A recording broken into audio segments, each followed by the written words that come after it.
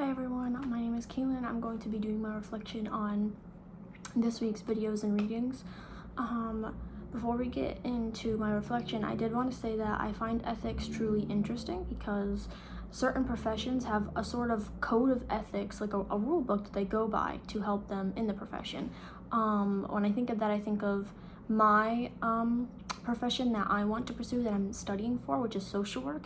They live by, or not live by, but they work by a code of ethics to help them know right from wrong things and what they should do in the workplace, because when you're in social work and a lot of other professions as well, you work with different cultures or others who practice different religions and things such as that. And so it's important to have a code of ethics or a sort of rule book to help you know right from wrong and what to say and like what not to say, because oftentimes if you're not familiar with someone's culture or the religion that they study, it's harder to know what is okay to say and what's not, and it's very easy to overstep boundaries or offend someone because you're not aware of what they practice, what their culture is, or what religion they practice. So I think code of ethics is a very interesting thing to have.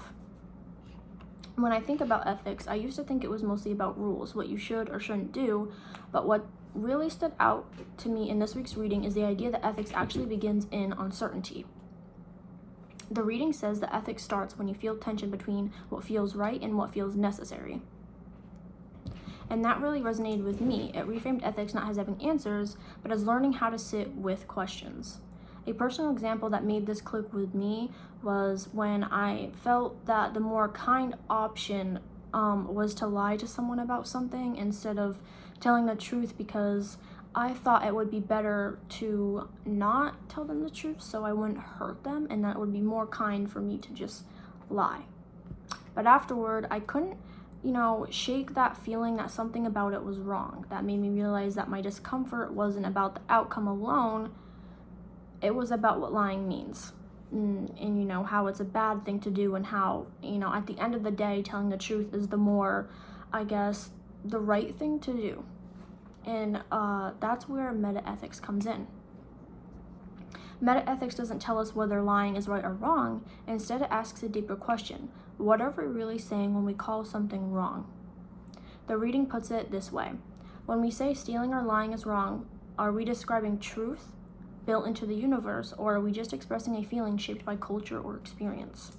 That question made me realize how often I assume morality is obvious without ever asking where it comes from. One idea that really challenged me was moral realism. Moral realists believe that some things like cruelty or injustice are wrong no matter what anyone thinks. The reading explains that killing the innocent would still be wrong even if everyone agreed it was acceptable. I find that idea comforting, especially when I think about injustice, because it means wrong actions can be criticized even when they are socially accepted.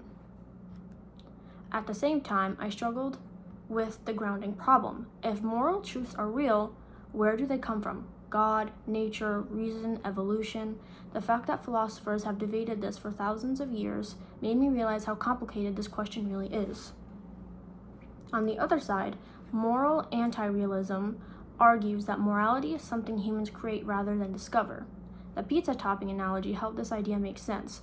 Just like liking pineapple on pizza, moral judgments can be expressions of preference rather than fact.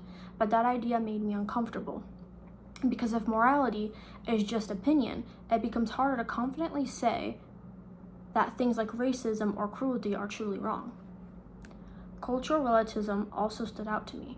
I appreciate how it encourages humility and reminds us that not everyone shares the same moral framework. But the reading points out a serious problem.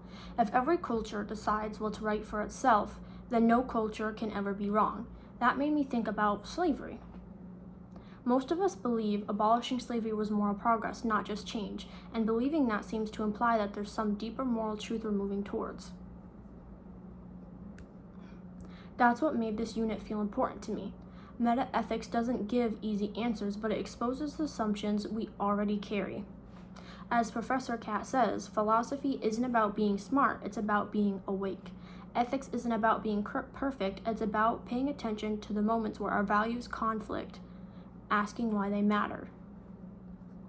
I'm still not completely sure where I land between moral realism and anti-realism, but I do know that these questions shape how we think about injustice, responsibility, and how we treat other people. So I want to end with a question. Do you think morality is something we discover or something we build together? And what expressions have shaped that belief for you? Thank you. I apologize for, looking away a little bit. I find it easier to kind of write up a sort of dialogue or notes for myself when making videos because I get very anxious when doing so, and I find that I stutter a lot if I don't have something that helps me out. Thank you, and I'm super excited for this semester.